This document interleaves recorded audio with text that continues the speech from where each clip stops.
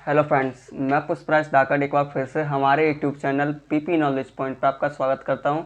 Friends, आज की class में हम डिस्कस करेंगे फीटस सर्कुलेशन के बारे में कि फीटस में सर्कुलेशन ब्लड का सप्लाई कैसे कैसे होता है। ये टॉपिक मैं बताना चाहूँगा आपको कि ये टॉपिक आपके लिए कॉम्पिटिटिव एग्जाम या और उसकी बात करूँ मैं, जो फोर्थ ईयर का एग्जाम होता है ओबीजी का, उसमें काफ़ी वेटेज रखता है। यहाँ से आपको कॉम्पिटिटिव एग्जाम में भी क्वेश्चन मिल जाएगा और क्या है, ये फोर्थ ईयर के भी एग्जाम में आपको कम से कम वेटेज रखेगा, आपका 5 से 7 नंबर का वेटेज ये क्वेश्चन रखता है। ठीक है, तो ये क्लास आपके लिए बहुत ही हेल्पफुल होने वाली है, चाहे तो आप कॉम्पिटिटिव एग्जाम की तैयारी कर रहे हो या फिर आप फोर्थ ईयर का एग्जाम देने वाले हो। तो दोस्तों, चलते हैं अपनी क्लास की तरफ टाइम वेस्ट ना करते हुए।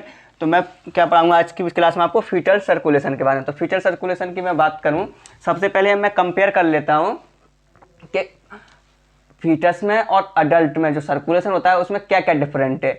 तो ठीक है, सबसे पहले मैं अडल्ट की बात करूं मैं यहाँ पे कि अडल्ट में क्या होता है। 1 सेकेंड।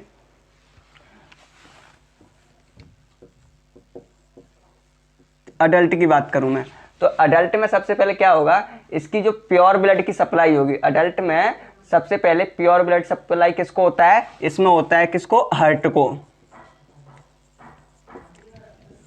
पॉइंट याद रखना, आपसे पूछा जाए कि अडल्ट में फर्स्ट प्योर ब्लड सप्लाई किसके लिए होता है, तो वो होता है किसके लिए, हार्ट के लिए। अगर मैं यहाँ पे आप फीटस की बात करूं, अगर मैं फीटस की बात करता हूं, तो फीटस में प्योर ब्लड की सप्लाई फर्स्टली किसको होती है, वो होती है आपको लिवर की। सबसे पहले किसके लिए होती है, लिवर के लिए। तो मैं लिवर के लिए क्यों होगी, मैं आपको इस डायग्राम के थ्रू सारा कुछ समझाऊंगा कि इस डायग्राम में कहां से क्या ब्लड जा रहा है, और ये सारा कुछ क्या है, फीटल सर्कुलेशन है। इसी के बेस पे मैं आपको थ्योरी बिल्कुल नहीं पढ़ाऊंगा, सिर्फ डायग्राम से ही आपको पूरा क्लियर हो जाएगा। आज फीटल सर्कुलेशन ऐसा क्लियर हो जाएगा कि आप जिंदगी में कभी नहीं भूल सकते इस चीज को। ठीक है, तो सबसे पहले किसके लिए सप्लाई हुआ था, लिवर के लिए। अगर सेकंड पॉइंट में बात करूं यहाँ पे, अडल्ट में लंग्स कैसे होते हैं, मैच्योर होते हैं। लंग्स कैसे होते हैं, अडल्ट में मैच्योर होते हैं, और फीटस में कैसे होते हैं, नॉन फंक्शनल होते हैं। कैसे होते हैं, नॉन फंक्शनल।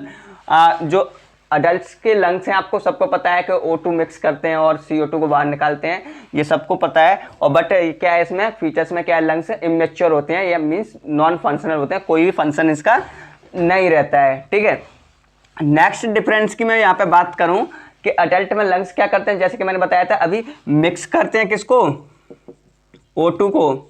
क्या करते हैं, O2 को मिक्स करते हैं, और रिमूव किसको करते हैं,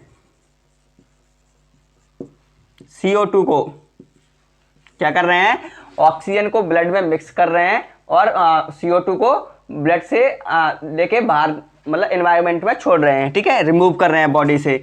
और इसमें क्या रहता है फीटस में, कि फीटस क्या करता है, O2 को O2 के लंग्स, जो फीटस के लंग्स होते हैं वो ऑक्सीजन को लेते हैं, ऑक्सीजन को क्या करते हैं, अपने में लेते हैं, मतलब रिसीव करते हैं, और O2 को क्या करते हैं, receive,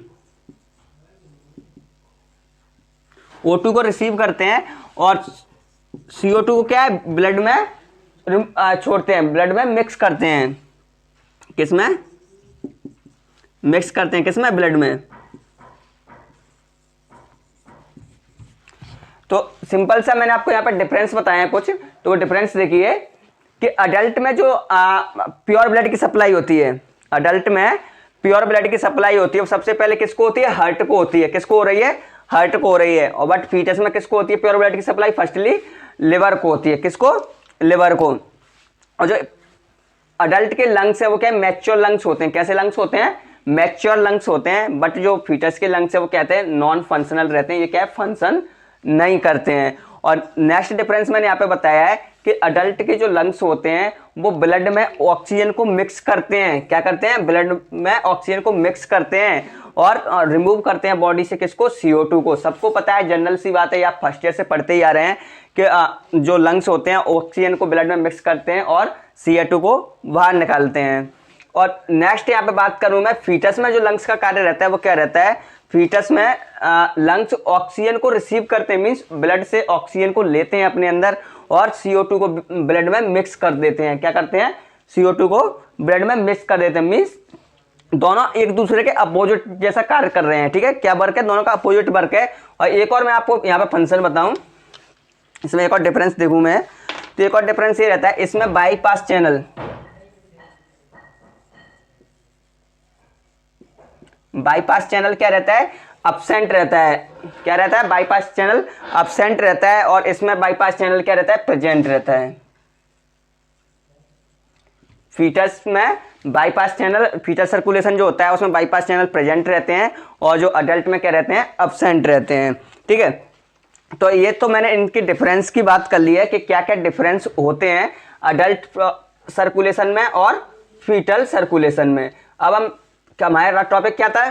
fetal circulation. Fetal circulation को हम डिटेल में पढ़ेंगे कि फीटल सर्कुलेशन कैसे कैसे क्या होता है, कहाँ से कहाँ ब्लड पहुँचता है। ठीक है, थ्योरी में बिल्कुल नहीं लूँगा, पहले ही बता रहा हूँ, मैंने डायग्राम पहले ड्रॉ करके रखा है। थ्योरी 1% नहीं लूँगा मैं, सिर्फ इस डायग्राम से आपको पूरा क्लियर कर दूंगा कि कहाँ से कहाँ ब्लड जा रहा है और क्या क्या इसके अंदर में होता है। ठीक है, सबसे पहले मैं बात करूँ, ये क्या है? प्लेसेंटा। आपको मैं बता देता, ये पार्ट क्या है? प्लेसेंटा का पार्ट है।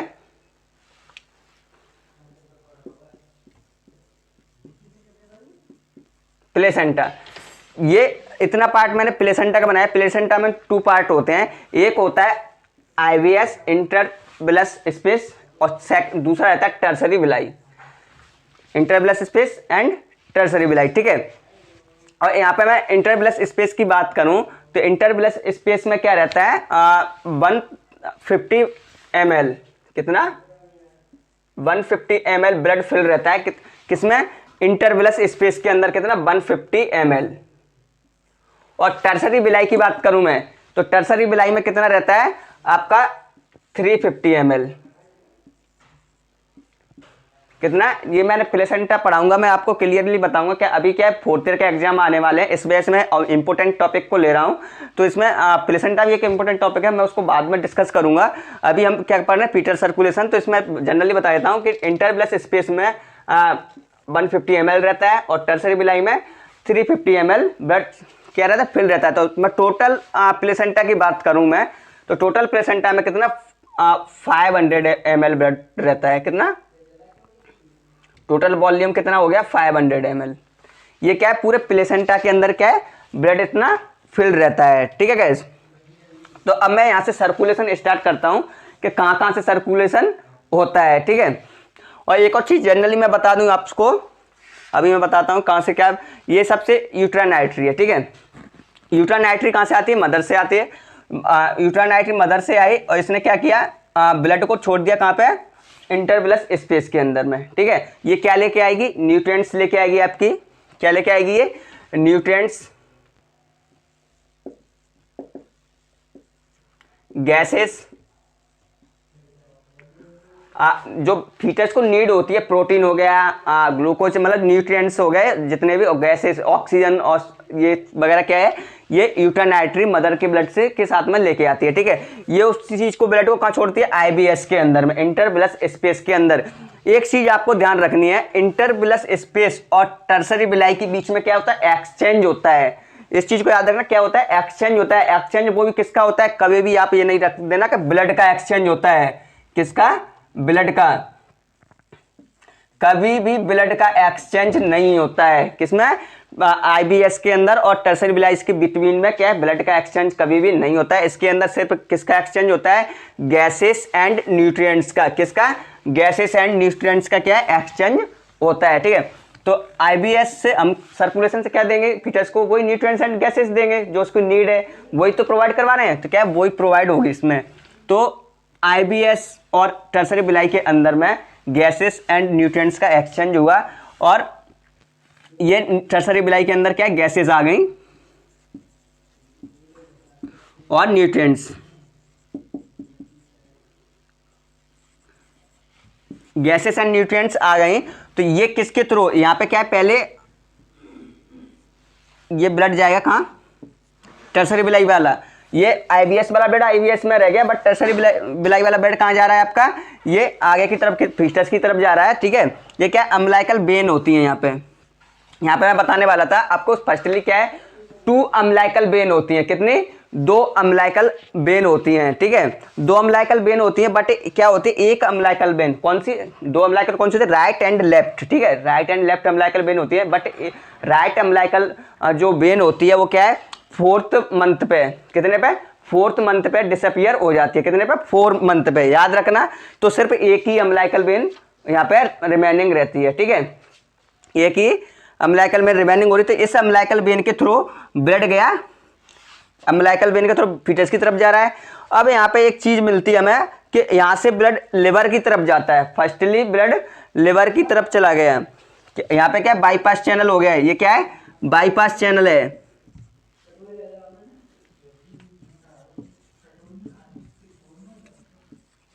बाईपास चैनल है ये, तो इसको हम क्या बोलेंगे? फर्स्ट बाईपास चैनल को बोलते हैं डक्टस विनोसस। क्या बोलते हैं इसको? Ductus venosus. ये किसके बिटवीन में रहता है? ये रहता है आपका अम्लाइकल वेन आ रही है और इधर से इन्फीरियर वेना केवा। ये क्या है? इन्फीरियर वेना केवा है। तो अम्लाइकल और वेन और इन्फीरियर वेना केवा के बीच में जो ओपनिंग रहती है, जो होल रहता है, उसको बोलते हैं हम डक्टस विनोसस। तो ब्लड अम्लाइकल वेन के थ्रू इधर जा रहा था, कहाँ? इन्फीरियर वेना केवा में, बट पास हो गया कहाँ? लिवर के लिए। बाईपास किसके लिए हो गया? लिवर के लिए। इसने क्या है? ब्लड थोड़ा सा बाईपास कर दिया। तो फर्स्टली फीटस में ब्लड कहाँ पहुंच गया? ऑक्सीडेटेड ब्लड लिवर के अंदर पहुंच गया है। यहाँ पे और सैचुरेशन कितना रहता है? 80% सैचुरेशन रहता है। जब अम्लाइकल वेन में ब्लड रहता है फीटस के अम्लाइकल वेन में, तो क्या रहता है? 80% सैचुरेशन ब्लड रहता है, ठीक है। तो लिवर के लिए बाईपास हो गया। अब ब्लड आ गया हमारा कहाँ पे? इन्फीरियर वेना केवा में।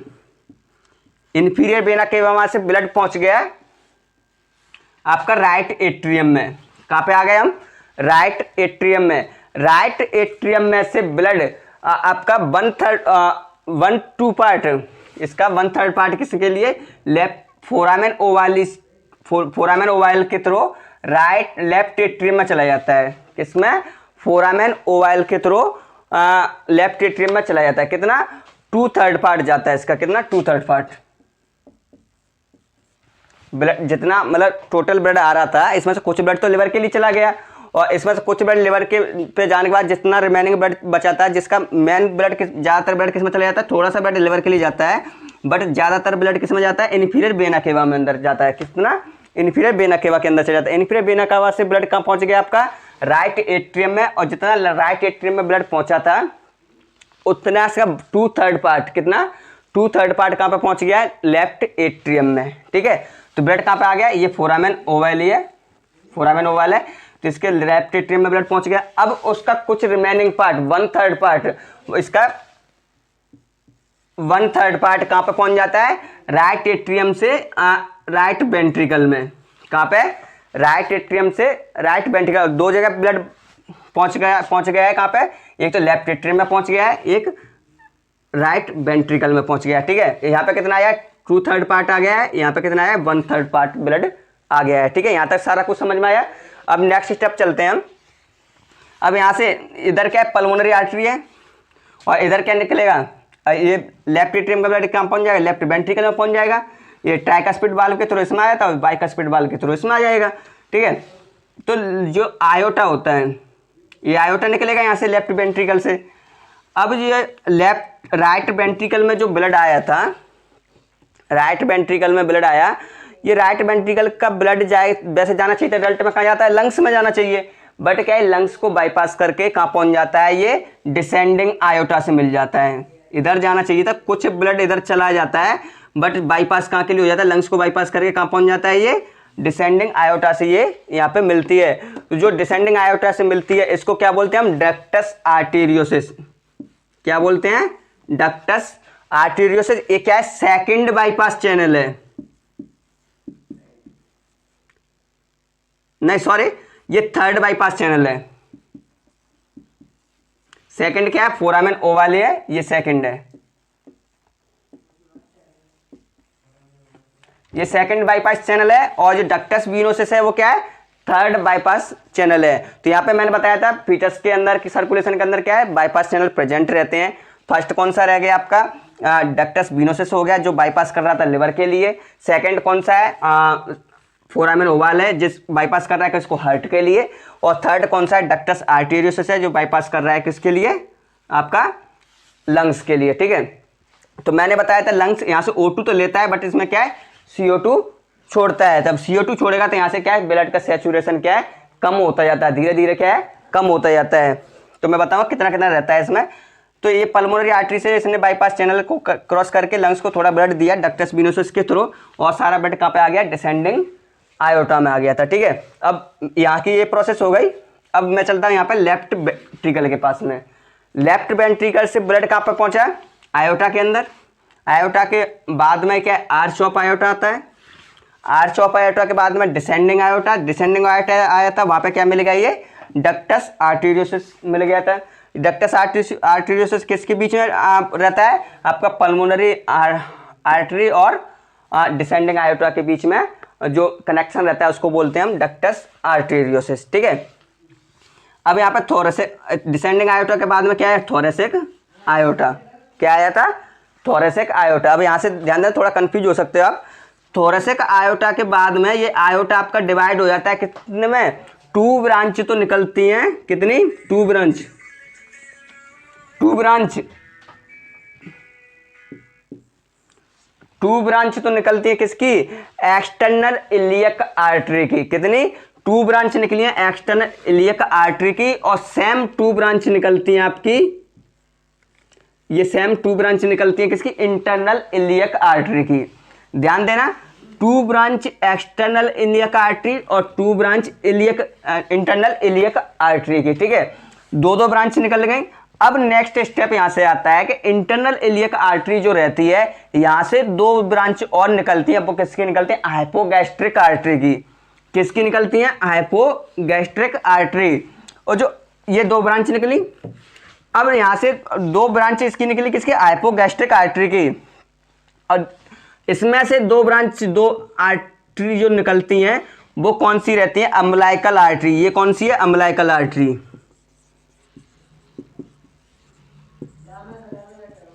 अम्बलाइकल आर्टरी, ये कौन सी आर्टरी जा रही है यहाँ पे, अम्बलाइकल आर्टरी। ये ब्लड को लेके कहाँ पहुंच जाएगी, दोबारा से प्लेसेंटा के अंदर टर्सरी विलाई में दे देगी।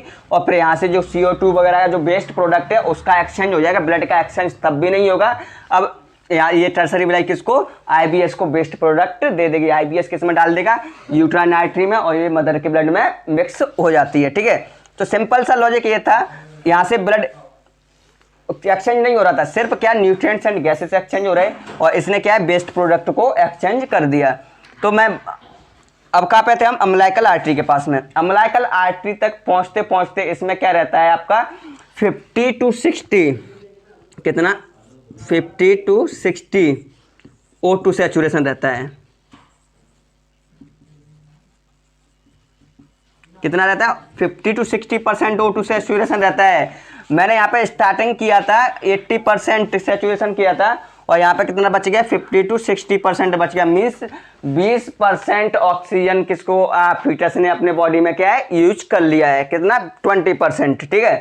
अब मैं आपको एक बार स्टेप बाय स्टेप फिर से समझाता हूँ, जिससे आपको कन्फ्यूजन ना हो। वैसे तो आई होप आपको कन्फ्यूजन नहीं रहा होगा, फिर भी मैं एक बार दिखा देता हूँ आपको। IBS से ब्लड यूट्राइन से IBS में आया, यहाँ से IBS और टर्सरी विलाई के बीच में क्या हुआ था, एक्सचेंज हो गया किसका, गैसेज एंड न्यूट्रिएंट्स का, ठीक है। गैसेस एंड न्यूट्रिएंट्स का एक्सचेंज होके आपका ब्लड, टर्सरी विलाई वाला ब्लड कहाँ पे पहुँच गया था, तो जो 350 ml ब्लड है वो फ्लो हो रहा है किसमें, अम्बलाइकल वेन में, ठीक है। अम्बलाइकल वेन में कितना, 80% सैचुरेशन ब्लड है, फुली ऑक्सीजन है इसमें, ठीक है।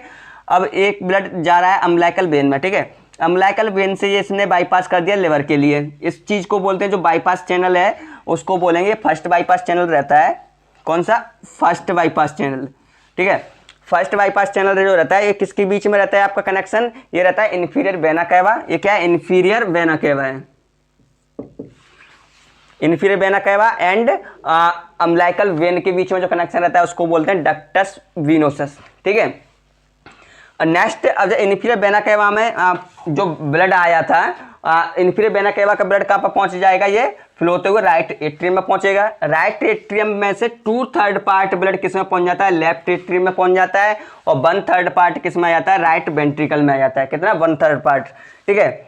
राइट वेंट्रिकल का जो ब्लड रहता है वैसे तो लंग्स में जाना चाहिए पल्मोनरी आर्टरी के थ्रू, और उसमें क्या गैसेस मिलनी चाहिए, ये होता है अडल्ट में प्रोसेस। कि ऑक्सीजन मिलता है और CO2 छोड़ देता है उसमें, तो ये होता है अडल्ट में। बट यहाँ पे फीटस की बात चल रही है, तो ऑक्सीजन वाला ब्लड लंग्स की सेल्स को ग्रो करने के लिए थोड़ा सा ब्लड इसमें पहुंच जाता है, बट ज़्यादातर ब्लड किस में चला जाता है, ये आपका डिसेंडिंग आयोटा के पास में ये पल्मोनरी आर्टरी मिल जाती है, और इस कनेक्शन को बोलते हैं हम डक्टस आर्टेरियोसिस, क्योंकि ये दोनों आर्टरियों के बीच में है इसलिए हम डक्टस आर्टेरियोसिस बोलते हैं, और ये दोनों वेन्स के बीच में है इसलिए हम इसको डक्टस वेनोसम बोलते हैं। ठीक है, अब यहाँ पे क्या होता है, नेक्स्ट स्टेप यहाँ पे आता है लेफ्ट एट्रियम वाले ब्लड का क्या होगा। लेफ्ट एट्रियम वाला ब्लड बाइकस्पिड वाल्व के थ्रू लेफ्ट वेंट्रिकल में आ जाता है।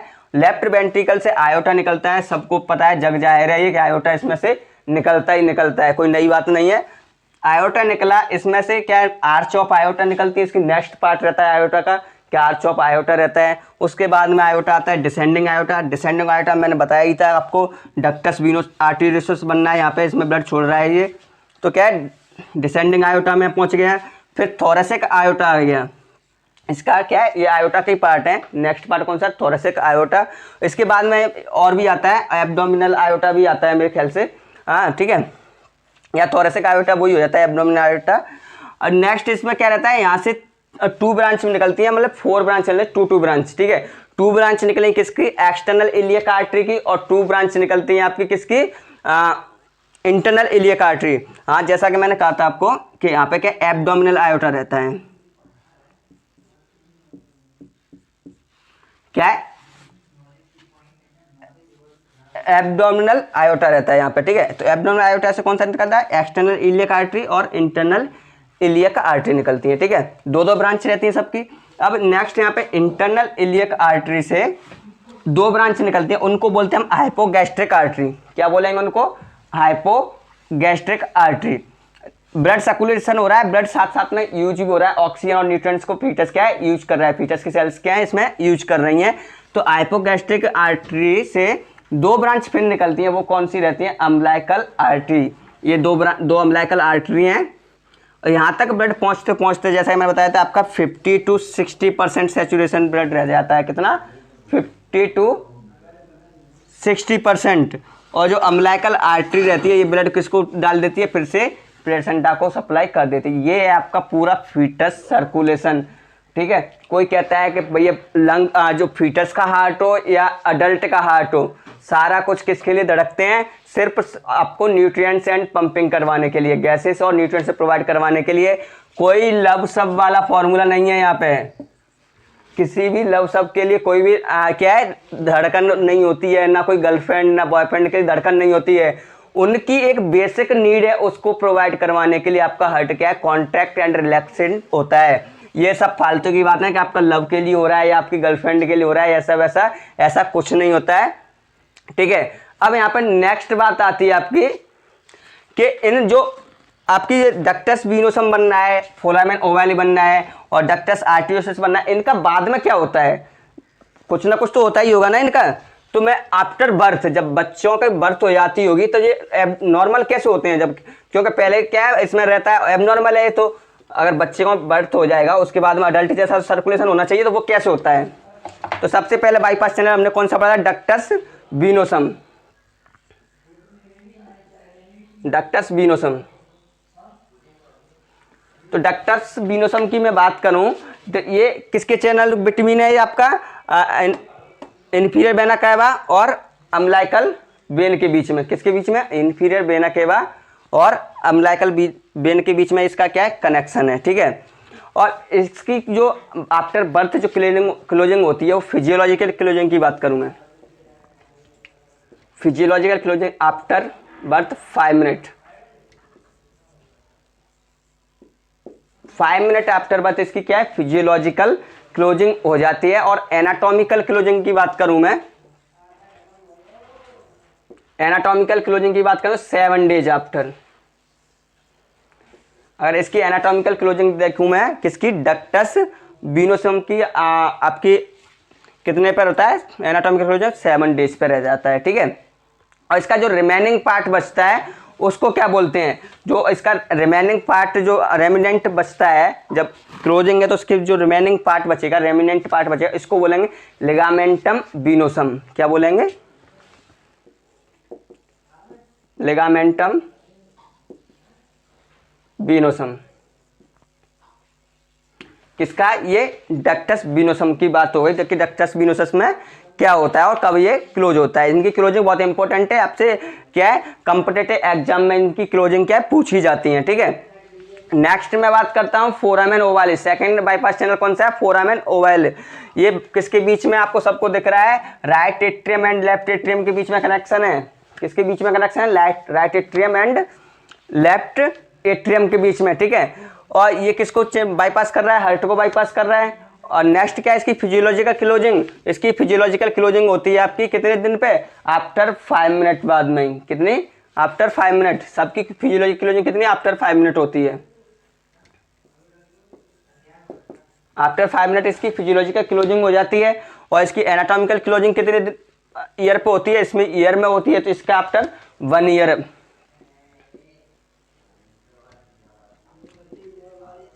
1 ईयर आफ्टर बर्थ। ठीक है, 1 ईयर आफ्टर बर्थ में इसकी क्या है? एनाटॉमिकल क्लोजिंग हो जाती है। ठीक है, और इसका जो रेमिनेंट बचता है, जो रिमेनिंग पार्ट रहता है उसको बोले रेमिनेंट बचता है, उसको बोलेंगे फोसा ओवैलिस।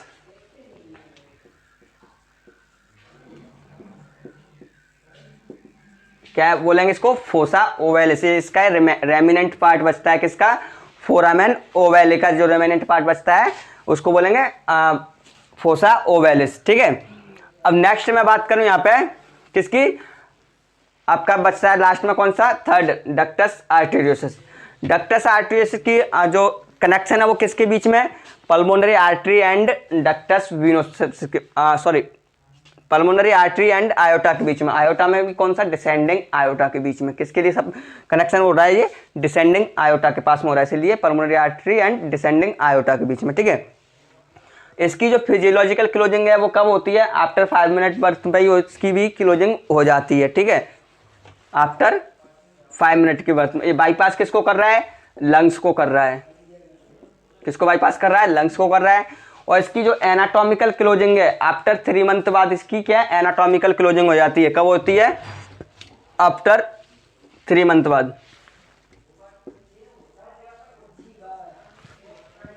एनाटॉमिकल क्लोजिंग आपने देखी आफ्टर 3 मंथ बाद में।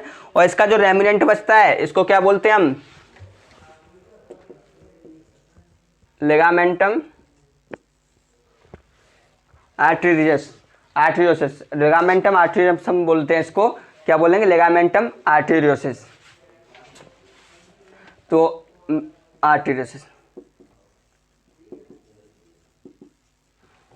ठीक है, ये थी। और हाँ, 2 चीज और देख लेता हूं मैं आपको। ये चीज और बता, अम्लाइकल जो आपने वेन देखी और अम्लाइकल आर्टरी देखी, ये क्या है? अम्लाइकल वेन और ये अम्लाइकल आर्टरी देखी है। इनकी जो क्लोजिंग होती है वो कौन कब कब होती है? क्या रहता है इसमें? तो जो अम्लाइकल क्या है? आर्टरी है। जो अम्लाइकल ये आर्टरी है ये क्या? फर्स्ट क्लोज होती है। फर्स्ट क्लोजिंग आफ्टर बर्थ सबसे पहले क्या क्लोज होती है? अम्लाइकल आर्टरी क्लोज हो जाती है। ठीक है, ध्यान रखना इस चीज को। आफ्टर बर्थ सबसे पहली क्लोजिंग किसकी रहती है? अम्लाइकल आर्टरी की क्लोजिंग रहती है। ठीक है, और इसका जो रेमिनेंट बचता है इसको क्या बोलेंगे? Median umbilical ligament. क्या बोलेंगे? Median umbilical ligament. Median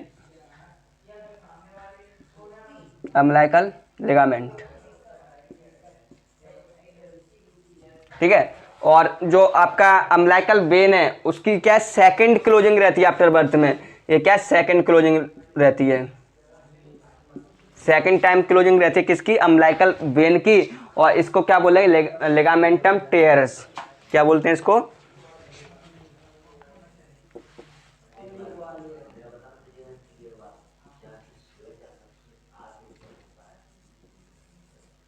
ligamentum teres. इसको क्या बोलते हैं? लिगामेंटम टेरेस बोलते हैं। किसको? आपके रेमिनेंट पार्ट बचता है किसका? अम्लाइकल वेन का। ठीक है, तो ये था आज का टॉपिक हमारा फीटल सर्कुलेशन। इसमें मैंने आपका कॉम्पिटिटिव एग्जाम और सारा कुछ मैंने यहाँ पर डील कर लिया है। ठीक है, और आपके 4th ईयर में भी आपका अगर क्वेश्चन आता है तो इस डायग्राम को देख के आपको सिर्फ सिंपल सा इतना बताना है कि इसमें से IBS से ब्लड कहाँ गया, क्या एक्सचेंज हुआ, कितना सैचुरेशन था, कौन सा आपका बाईपास चैनल फर्स्ट है, कौन सा सेकंड है, इसमें बाईपास चैनल है तो एक कनेक्शन किसके बीच में है, किसको बाईपास कर रहा है, ब्लड कहाँ से कहाँ पहुंच रहा है, पहले कहाँ जा रहा है, राइट एट्रियम में जा रहा है, फिर वहाँ से लेफ्ट एट्रियम के लिए बाईपास हो रहा है। ऐसे करके आपको पूरा थ्योरी बता देना है। सिर्फ अगर आपके माइंड में डायग्राम रहेगा तो इस सारे डायग्राम से आप पूरा थ्योरी बना सकते हैं। ठीक है फ्रेंड्स, तो आई होप आपको ये क्लास समझ में आई होगी। Wish you all the best. Thank you friends.